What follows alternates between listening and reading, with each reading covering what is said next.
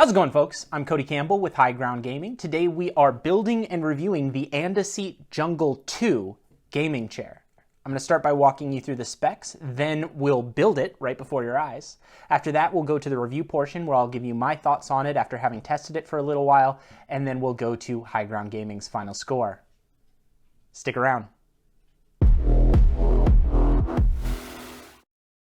So the AndaSeat Jungle 2 is upholstered in black PVC with linen fabric lining and orange stitching on the edges. It comes in one size, which is medium. It has a maximum rocking weight of 243 pounds and a maximum static weight of 331 pounds.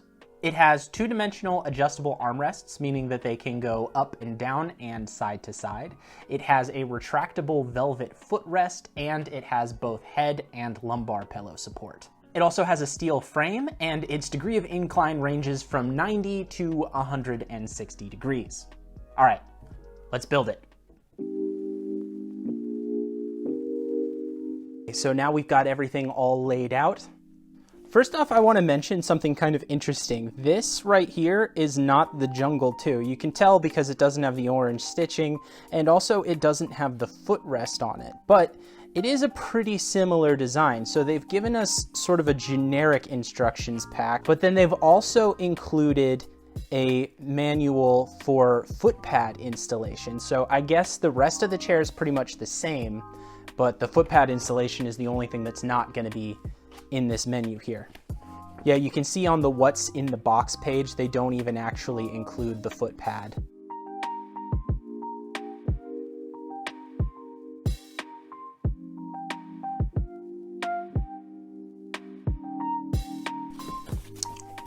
I like to take some of the styrofoam from the packaging and put it on the floor before I flip these around so that these bars don't scratch up my floor.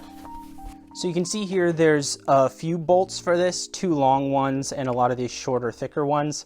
And it looks like that's just about it. So all you're really going to need for this is the hex tool that comes with it.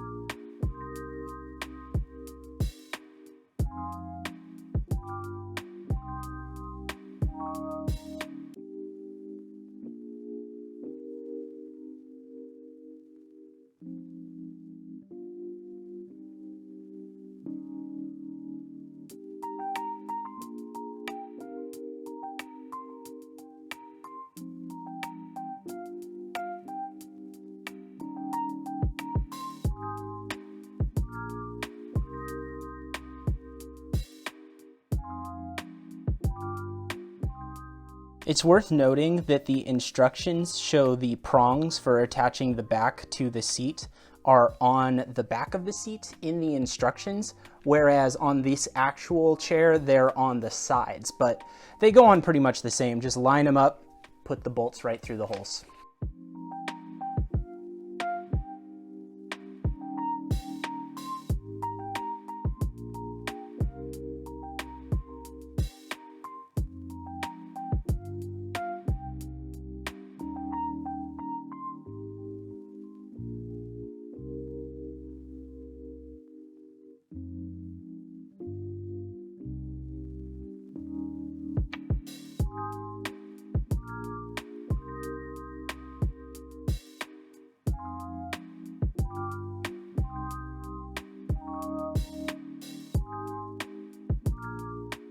So I hope you can see that, but it looks like the screws mentioned for attaching the retractable footrest are these ones right here.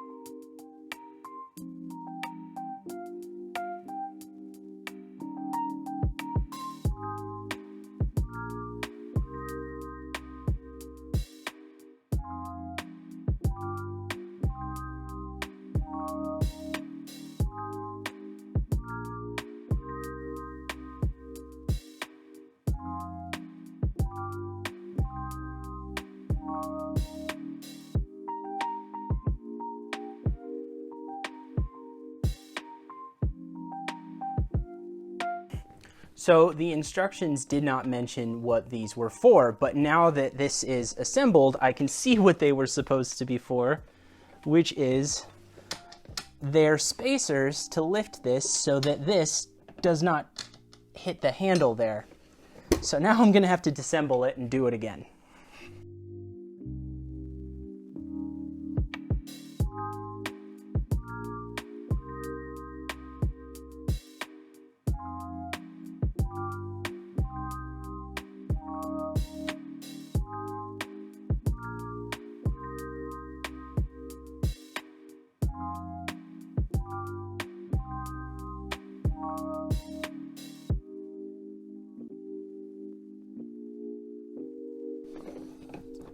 There we go.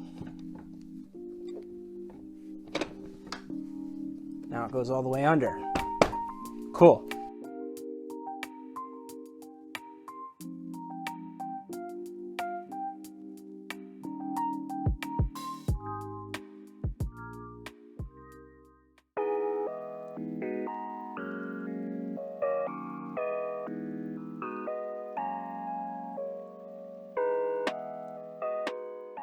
All right, first impressions of the chair are that it's definitely made for somebody smaller than me.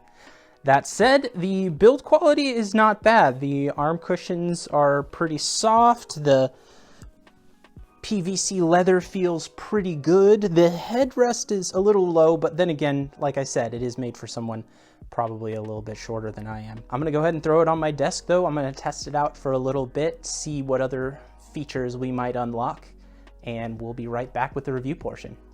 Don't go anywhere. Welcome back, folks. I've spent some time with the AndaSeat Jungle 2, and I'm ready to talk about it. But before we get into that, please hit the like and subscribe button if you haven't already. Okay, let's start off by talking about the build quality. I want to begin by saying again that this is definitely a chair designed for shorter users. That's a good thing though, I feel, because there are tons of big and tall gaming chairs out there. It seems like the primary market that most gaming chair companies tend to target is bigger, taller gamers. And so there aren't really a lot of options for shorter gamers. I've given good scores to not great chairs just because they catered to a smaller demographic of users. And it's pretty nice to see this one, which is not a poorly made chair, also cater to that same group. So that's a plus. The actual build is solid. The cushions are soft and comfortable. The upholstery is very nice. I like the two-tone PVC against the suede-like material that's on here. I'm not a huge fan of the orange stitching. They did this also with the Kaiser 3 when I tested that, and I wasn't a big fan of it there either. I feel like if you're gonna do a solid black chair, you should just do black stitching, or at most gray or white. The orange on black is just giving me Halloween vibes, which, I mean, if you're into that, that's awesome, but, you know, not everybody is. People like to have certain color palettes for their setup, and having that orange stitching, like, really sort of limits that. The only other thing that I would say about it is that I feel that the seat is somewhat narrow. Again, I'm a big person for this chair, so it wasn't really designed to fit me, and so maybe a person who's more appropriately proportioned to the chair would not find the seat too narrow. But at the same time, if you're concerned about that, if you're looking for a chair with a wider seat, you might want to look elsewhere from this one. Now let's dive into the adjustability. This chair's got some stuff going on. It's got a good range of recline, which is nice, especially with that footrest. I will say the footrest is kind of stiff. It fights you a little bit. It's not a smooth action drawing it out and putting it away, but it does work. It goes in, goes out, and when you're reclining on it, it feels sturdy and solid and comfortable. The other adjustability feature is the armrests. They go up and down, they rotate in and out, and they work, but I will say they're kind of jiggly. And also they don't lock into place in terms of that rotation. The up and down locks, but when you rotate to the side, it just sort of clicks into place. It doesn't have a locking mechanism with a button like some of the 4D armrests I've tested do. And they're very jiggly. They are not stable or sturdy at all. The padding is good. It's not the best I've felt. It's a little hard, but there is some give to it, and it's comfortable enough. You're not going to get red marks on your arms or anything like that from playing on it. There's also a pretty decent range of vertical adjustment. The lower back and neck support pillows are pretty decent too. There's a bit of adjustment to them. I always wish there was more with the neck pillow, but I feel like I just kind of have to let that go because all the chairs I've tested haven't really had a great range of rotation, except for the magnetic ones on the super high end. For me personally, I feel like they do have a pretty ideal amount of firmness though. They are just cushy enough that they're not going to be uncomfortable while also being firm enough to give you the support that you need in those high pressure areas. That's about it though. There really isn't that much else to talk about with this chair. It's pretty straightforward. So with all that out of the way, let's get down to the verdict. So the AndaSeat Jungle 2 MSRP is at $249.99. That is an interesting price point because it puts it somewhere between the low end and the mid-range. And honestly, I think that's a great place for this chair.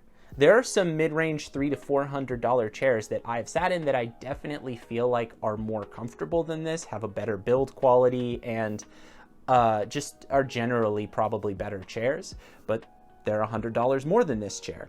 On the other hand, I've also seen a fair amount of cheap low-end chairs, most of which do not have a build that comes anywhere near this one. So it's in a pretty nice midpoint for someone who wants something a little better than the low end without committing to the mid or upper mid-range chairs. So keeping that in mind, we gave this a 3.7 out of 5. Yes, the build isn't perfect, and there's definitely some room for improvement on this chair, but at the same time, given the price point and the fact that it is for shorter users, which there's not a lot of options in that market, it's a pretty good buy. I don't think there's going to be a huge market for this chair, but I think there's a lot of shorter gamers out there who have looked at a lot of gaming chairs and found all of them either too big or found that the seats are too deep. That's another thing. The seat on this is fairly shallow. So if you have really long legs, it might not be for you. But if you have shorter legs and those long chairs have kept your back off the back of the seat, this one's pretty great. So yeah, if you're a shorter user and you're looking for a comfortable lower to mid-range chair that's gonna fit your body type and have decent cushions and just generally help assist your posture with the lower back pillows and neck and all that stuff, I think this is a great buy. I think this is actually a pretty solid chair. But why don't you go ahead and drop down into the comments and let us know what you think. If you're a shorter gamer and you've been looking for a smaller gaming chair, let us know if you found one that you like better than this chair, what features it offers, and why you prefer that one. While you're at it, please hit the like and subscribe button if you haven't already. We've got a lot more content coming real soon, and we'd hate for you to miss any of it. Okay, everyone. Thanks for watching. Happy gaming.